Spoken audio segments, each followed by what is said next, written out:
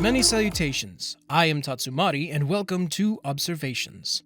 To those of you that have come to see what this video is all about, that's what we're here to find out. I'm a beginning voice actor, construction worker, side artist, and fringe fan of the MLP Gen 4 universe. I do have a few characters that I have voiced in the past. Most are from the Halo Machinima genre, and you probably aren't familiar with them.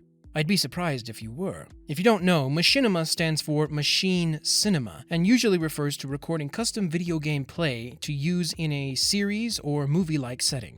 There is a link in the description below to a couple I have been in so far. I did try to get more involved in the MLP fandom during the first couple of seasons, but it didn't appear to work out. Even though the current generation is coming to an end, I've decided to give it one more go, mainly to expand my experience in both voice acting and content creation. We'll see how this pans out in the end, but enough about me. I want to share my thoughts on what magic is in the MLP universe.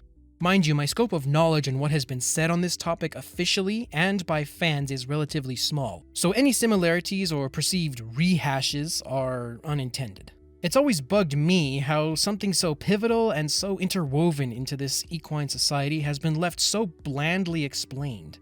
Yes, there have been explanations from the leader herself, but even then, at least to me, it doesn't describe what magic is, where it stems from, why Earth ponies and Pegasi seem to have innate magical ability, or for that matter, why some unicorns are more potent than others. I mean, the show is called Friendship is Magic, so I would assume there would be a little better explanation rather than smiles and sparkles. So I did some looking through the episodes to try and come up with a solid definition of what equestrian magic is, where it comes from, and how to become more powerful. Especially since some of my own magic has been challenging to use since coming here. At first, my observations led me to believe magic could be generated using an internal organ to create the needed magic for spells, much like an electric eel.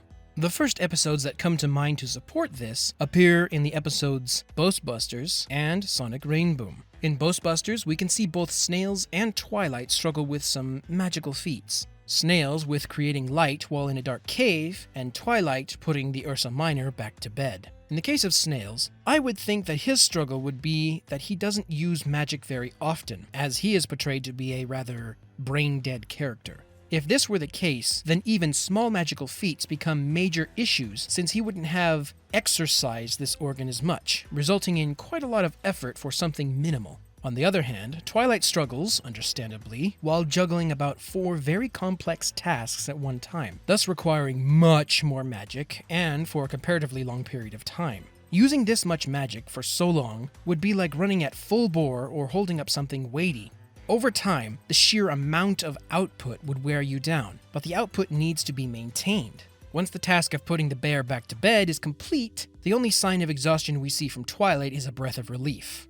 In both cases, Snails and Twilight should be showing signs of fatigue, but both seem to shrug it off as if it were nothing. Perhaps this could be seen like a momentary grunt, where once finished, there is no long-lasting fatigue. Trixie herself also appeared to have been exhibiting signs of effort, but I would think that these were more so in response to fear and trying to make herself do something, rather than actual physical exertion for spells. Trixie's magical training might have been closer to that of a photography model. Some time is spent training to gain the needed ability for certain entertainment spells, but it isn't pushed much further than that.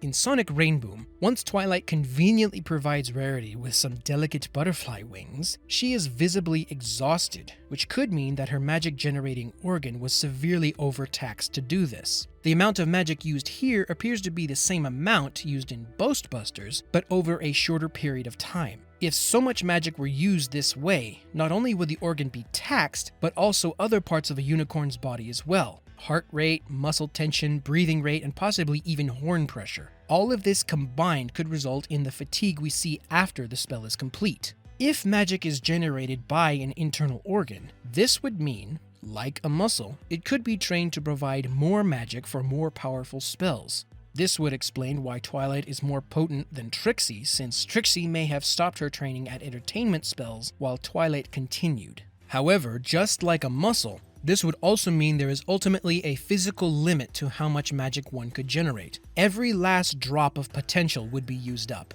Even if you continue to expand your knowledge, your power limit would ultimately hinder your advancement.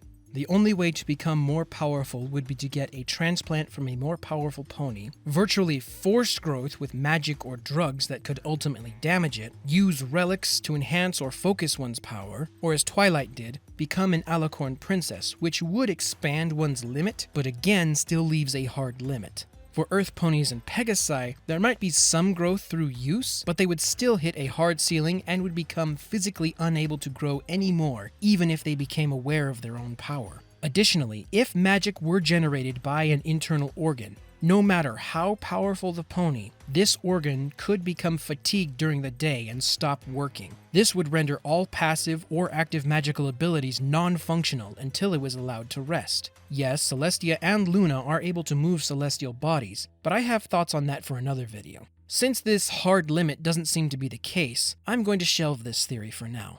The next theory that comes to mind is that of mana. Mana, in many MMORPG-style games, is the energy medium by which abilities and magic can be performed. It is gathered in one's own body from the world around you at a constant rate until the pony's capacity has been reached. But once one's capacity has been exhausted, one would need to rest for a while and recharge, leaving them unable to perform any magical feats until then. This would mean that all ponies, especially unicorns and alicorns, have massive pools of mana to pull from, or that the spells used in daily life consume extremely small amounts of mana per use or for continued use. A pony might become visibly tired from continuous use, as it is energy stored within one's own body and possibly draws on a pony's natural strength to be used. This may have happened to Applejack in the episode Applebuck Season. Besides being physically drained from the constant physical work, she could have also been magically tired from subconsciously using mana to help in harvesting, which was also draining her strength. Unicorns and alicorns would suffer from fatigue due to their bodies moving said mana from wherever it is stored within their body to their horn for magical use.